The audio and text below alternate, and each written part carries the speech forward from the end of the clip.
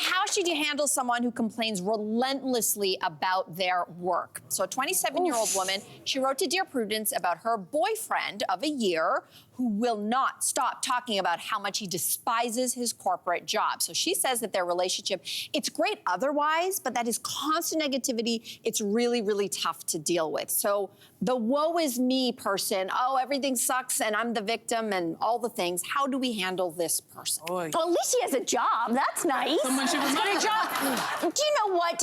I think this is a tough situation to speak on, but I can speak on when your colleagues complain about work. I'm not talking about you guys, but in other jobs, I don't know if you guys have had jobs where everyone complains, or not everyone, but a few people complain, and it becomes taxing on you personally.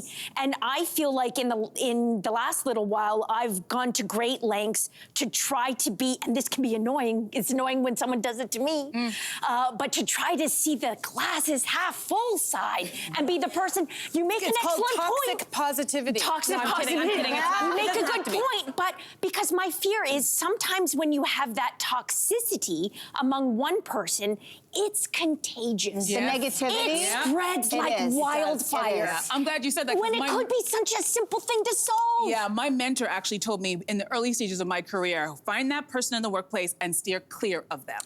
That's good advice. Do not get into that, because they usually like when there's a new employee, they like to like, oh, wait, you this place, oh, you wait till this place is the worst. They're like, steer clear of that person, focus on your job. This person has issues that they don't want to resolve. You don't want to get caught up in that nonsense because it is contagious. So that's interesting that you said. Yeah, Well, I mean, I think in this case, though, if you're living with that person, I would get curious about, like, is this a new thing? I think it's been going on for about a year. Because, again, as somebody who knows a lot about burnout now, one of the hallmark signs, there's 3 hallmark signs to ask yourself if you're going through burnout. One is, like, exhaustion, like waking up every day, having a hard time getting out of bed, just, absolute exhaustion. The second thing is that kind of depersonalization and cynicism. It's like, I kind of hate everything, I hate everyone, this is happening. And then the third thing is then being mad at yourself for feeling that way, feeling like I should do more, whatever. Those 3 things combined are usually a recipe for burnout. So again, I would be like, if you love this guy, what is going on here? Who can you talk to? How can you rearrange? Is this the job? Because sometimes it's also hard to tease out. Maybe the job ultimately sucks and you gotta move on from it, but maybe it's a you symptom. That would be part of the problem. Your attitude needs to change. Right? And I think that's a great point.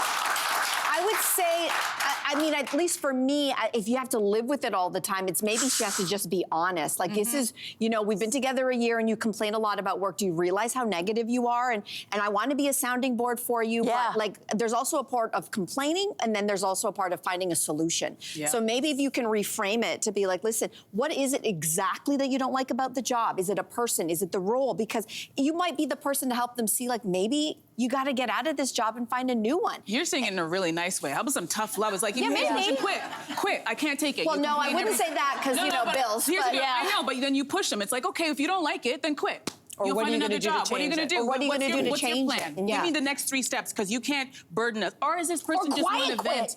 Quiet quit. We learned about that. That's where you do the bare minimum at work and you go home and you don't worry about the rest. It's kind of like if I just did this. Like, No. I was like,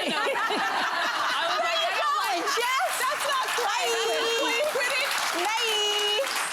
Go back. Mommy's making me go back. The people who will end up having to pick up the slack for your quiet quitting. Yeah, exactly. Please don't do that. Yeah. But I mean, I think you hope that your person in your life is going to find some kind of joy and fulfillment in what they do, and vice versa. So maybe that's your role as the partner. Is you don't want to be living with a Debbie Downer. No. What's up with that, right? No. True. No. All right. So we've solved your problem. Talk it out. Talk it out. Thanks for writing. Hey, you, come a bit closer. We've got so many more must-see interviews, spicy debates, lifestyle tips, and pop culture moments. So subscribe to our channel by tapping the logo below and don't miss out.